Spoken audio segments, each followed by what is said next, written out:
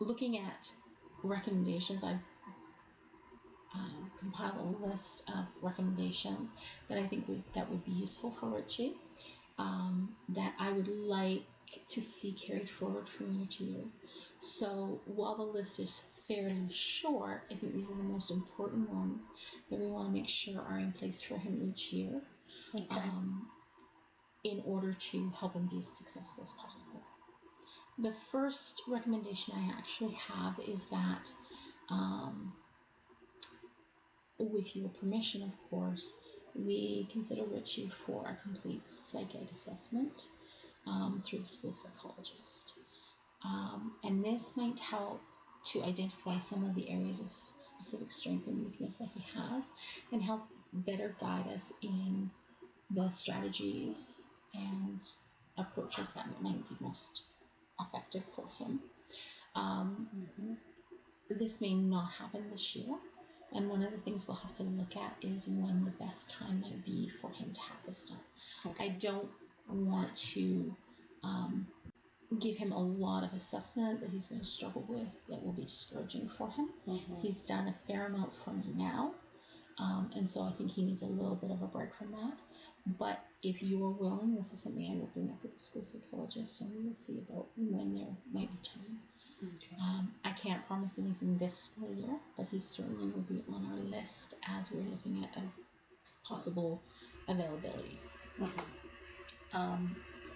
This year, the classroom teacher has a student support plan in place for him, but we'd like to see that in place for him each year, in order to make sure that there are specific academic goals for him that are appropriate for him. We recognize he's not working at grade level, and so he needs different learning objectives for reading, writing, and math. That taking into account where he is and we're moving forward from where he is. He has shown progress throughout the years. His progress is just at a slower rate than most students. So we just want to keep him moving forward. The recommendation I have is that there should be some adaptations in place to help Richie participate in as much of the curriculum as he can. So giving him a reader or a scribe for activities in social studies and science, so that he doesn't have to struggle with the textbook or struggle to write a paragraph on a topic. Giving him access to a calculator, letting him provide oral answers to things sometimes, repeating instructions and directions frequently to help him remember what he needs to do and keep him on task. Pointing out things that are really important when you're teaching. Sometimes we talk a lot and we go over the same thing over and over, but really helping to highlight, this is what's important, this is what I need you to know, so that his attention is focused on the key things. Using, particularly in math, using concrete items, so blocks, counters, money, these kinds of things, to explain new ideas.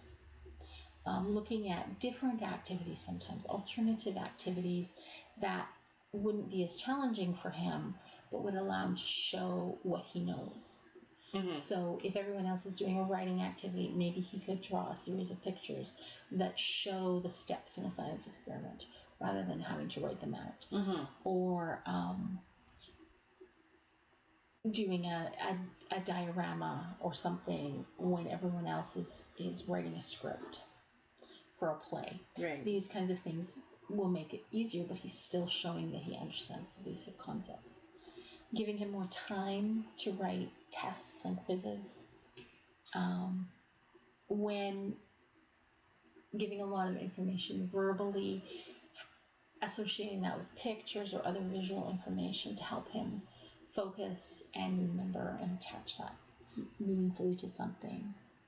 Taking longer activities and tasks and breaking them down into smaller chunks so that he can get one piece of it done at a time.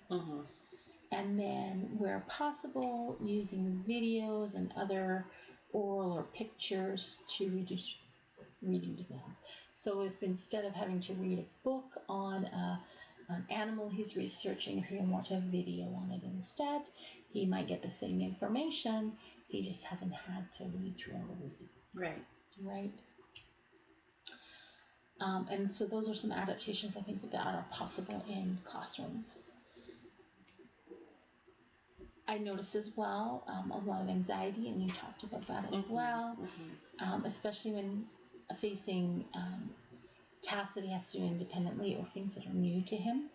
So providing some instruction around emotional regulation, relaxation, stress reducing techniques, helping to recognize when he is feeling anxious and worried and have some strategies for dealing with that is a good idea. In our school, the Zones of Regulation is a program that a lot of teachers use. So looking at something like that, his classroom teacher's using it this year. But you teaching it, reteaching it, reviewing, building those strategies and a greater understanding every year, I think would be really important for him. He's going to continue to need direct instruction in reading skills.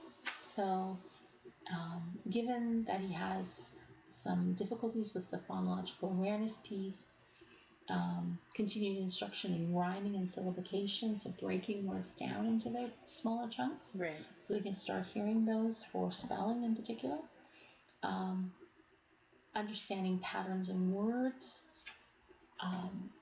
especially for sight words or high frequency words, words that show up a lot, is important. And so using a list that's structured into sight words as a group of patterns rather than using something like the Dolch words, which are quite random, might be helpful, might help him remember them better. Yeah. Because they're sort of a chunk. There are a lot of different programs out there that work on different skills. So